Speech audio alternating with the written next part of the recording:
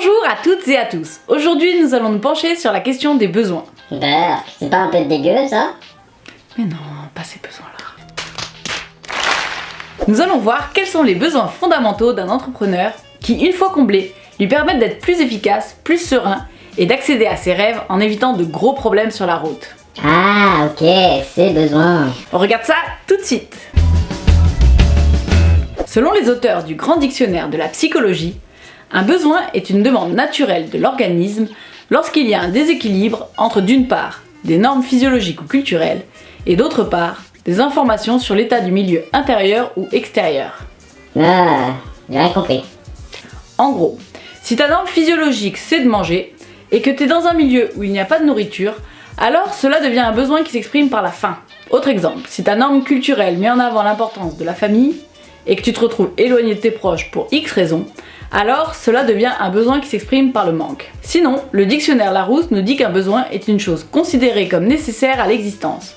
C'est une aspiration naturelle et souvent inconsciente. Ça y est, j'ai compris.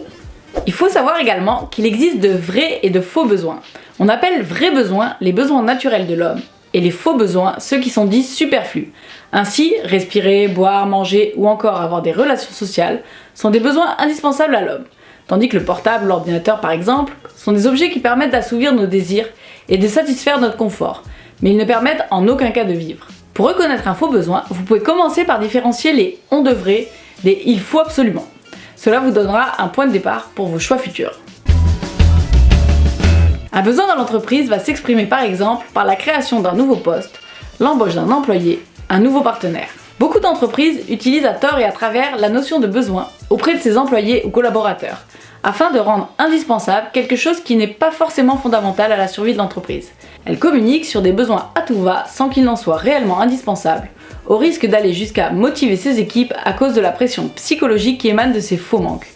Exemple, lorsqu'une entreprise communique sur un poste en insistant sur le fait que la salle de repos a un baby-foot et des canapés, ils répondent à un besoin qui n'est pas celui des candidats, qui eux préféraient une flexibilité horaire ou des avantages sociaux. Les besoins techniques sont obligatoires au démarrage de l'entreprise, tels que le marketing, la vente, la com.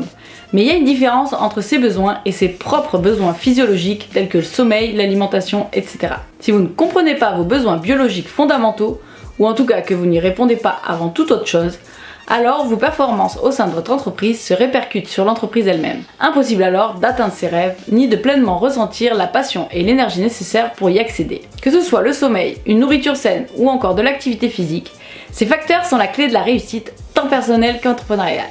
Ils sont à la base de tout. De même que si vous ne comprenez pas les besoins de vos clients, vous risqueriez de faire fausse route et de proposer un mauvais produit. L'entrepreneur est tout de même le point de départ de tout dans une entreprise.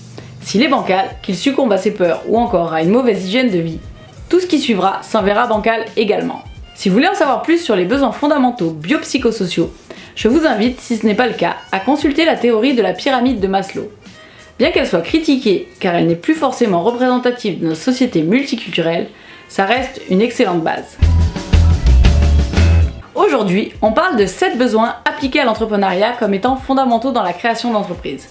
Chaque besoin s'exprime comme une solution à un problème de l'entrepreneur et de ses clients. Il faut savoir que vouloir uniquement répondre aux besoins de votre clientèle, sans prendre en compte ses propres besoins, est une erreur courante qui nuit à l'entreprise et à l'entrepreneur. Il existe donc 7 besoins fondamentaux qui s'expriment plus ou moins en fonction de qui vous êtes et qui font le lien entre vous et vos clients. Le besoin de cohérence-sécurité. Combler ce besoin permet de réduire son anxiété. Le besoin de variabilité-plaisir permet d'éviter l'ennui. Le besoin de statut, importance, permet de lutter contre la baisse d'estime de soi. Le besoin d'amour, connexion, d'éviter l'isolement.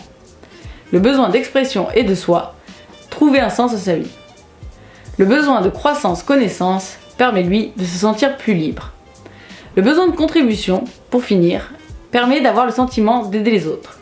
Nous avons tous ces 7 besoins, mais ils ne s'expriment pas dans les mêmes proportions pour chacun d'entre nous. Pour répondre au mieux aux différents besoins de ses clientèles cibles, ses propres besoins doivent être comblés. Par exemple, un artiste va avoir tendance à exprimer un besoin d'amour et de connexion que son public va lui éprouver également. Lorsque cet artiste produit un concert, ses besoins ainsi que ceux de ses fans vont être assouvis. Idem pour une marque de luxe qui va privilégier le besoin de statut importance, acquérant ainsi une clientèle qui partagera ce besoin. En conclusion, il est aussi important de développer l'humain derrière l'entrepreneur que l'entreprise.